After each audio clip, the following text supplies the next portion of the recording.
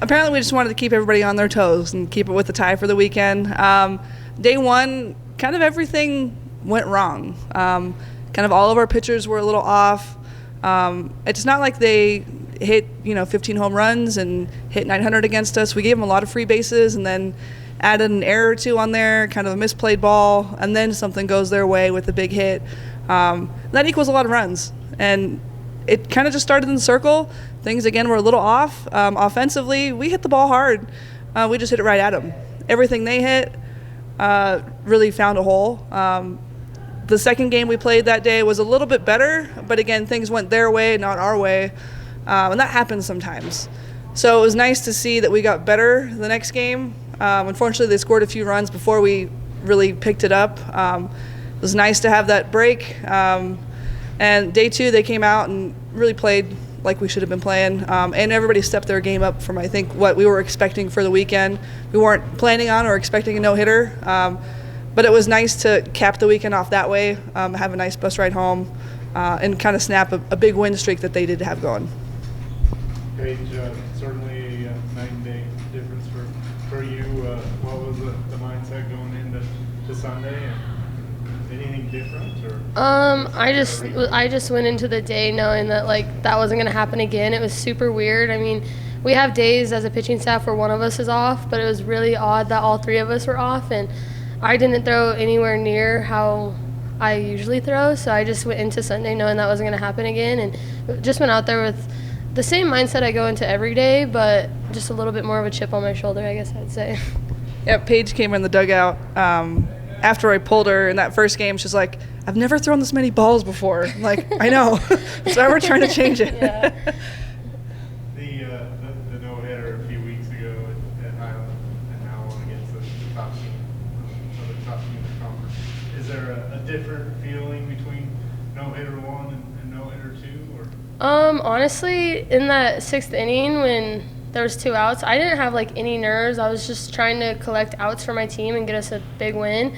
I didn't have the nerves I did when we were at New Mexico Highlands, which is weird because CCU is a really good hitting team. I don't know why I didn't have the nerves, but I was just in a groove and, just trying to go out there and do the best I could for my team.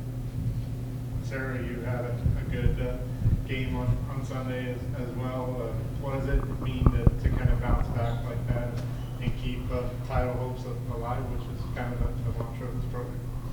Honestly, I was just trying to do my job for my team and produce as many runs and as many hits and honestly just keep passing the bat because that's what was going to keep getting us runs for the weekend. And we obviously needed a change from Saturday, so I feel like the mentality of passing the bat was a lot better on Sunday, and it obviously worked in our advantage. This week, a series that's kind of a must-win again, looking at all 4 games. You do it, you likely get the chance to stay at home. Is there a different mindset than other weeks going into it? How do you kind of approach a weekend like this? No, it's about the same mindset, just keep producing on and off the field, working hard every day at practice, and like I said, pass the bat is I think our biggest goal for every weekend, and it should be because it just helps produce runs and it gets us these runs. Paige, 4th year here at CMU, obviously the success has come. Is it kind of crossed your mind yet that the time's coming near to a conclusion, or does that kind of hit you on Saturday?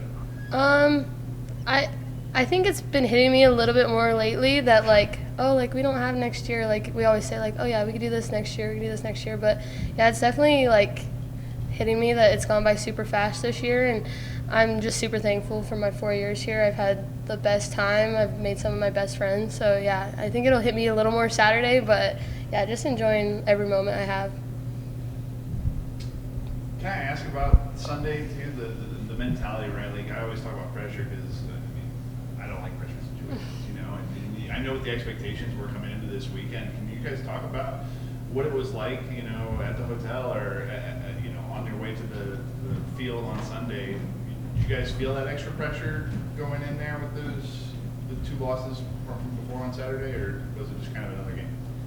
I personally didn't feel any pressure. I knew that on Saturday that wasn't our best ball. We didn't show them anywhere near our best ball. So on Saturday, I think, like Coach said, it was good to have that long break on Saturday for everyone to kind of flush everything that happened. I mean, like we said, everything that could have gone wrong literally went wrong. So just going into that next day, we kept saying flip the script. And so that's kind of our motto for the day. And we definitely did that. So I did not feel any pressure at all. I didn't feel any pressure either. I think, like, as a whole, we knew what we needed to do, and we were going to prove a point to them that what we did on Saturday wasn't us.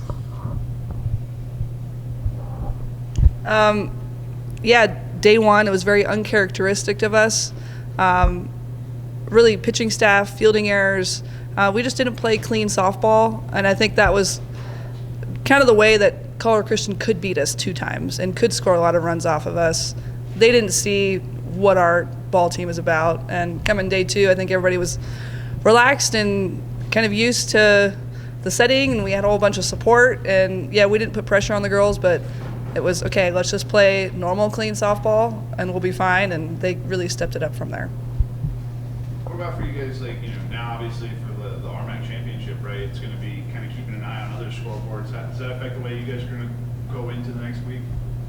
No, our goal is the same every week, just go out, win 4 games, play our softball, and it doesn't change from week to week no matter who we're playing and like what the rankings are, it doesn't change. So it should be a good weekend for us. Good way to get some momentum, feeling good, feeling great pitching, hopefully very dominant this weekend, scoring a lot of runs, having good swings, and taking that into the RMAC tournament. Coach, Paige sitting to your left and 3 other we'll call them seniors if they choose not to come back. What have they meant to your program in your time as an assistant and now the head coach of last? It's a great group. It'd be nice to keep them here longer and longer. But I know they have better things to do and advanced schooling and all this other stuff after this. They're a great nucleus to this team. It's nice to have 2 pitchers that have been here for so long, and it's neat to see the teams that they've grown with over the years, and just kind of reminiscing over their 4 years recently, because I'm working on senior gifts and things like that. But good group. It's really helped us be able to get to this point, and they've seen the changes in the program in the last 4 years. And our pitching staff right now is the lowest ERA I think we've had at CMU in a long time as a staff. We have All-American in there and Nicole in there at super solid at third base. I'm really excited to see how this postseason goes for this group. I think we can go really far.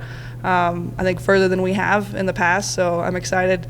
Yeah, senior day is coming, but it's not their last game anytime soon. Sarah, as an underclassman, what have they meant to you, and kind of how can you repay the favor of them here the last week? They've shown us all how the program works, how we connect as a team, how this team rolls and everything. So I think we're going to take that for the years to come and just keep showing them, the new players, how CMU softball works, and they've been a huge part on the field and off the field to everybody.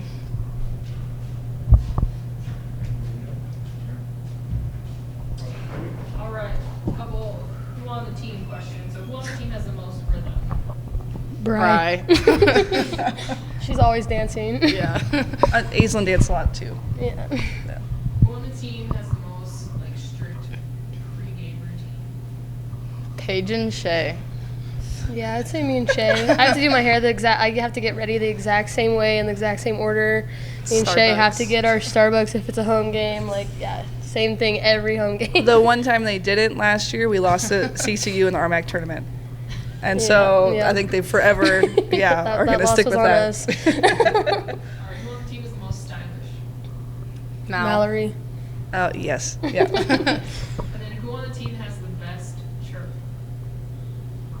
I'm going to say Aislinn. Allie's pretty creative.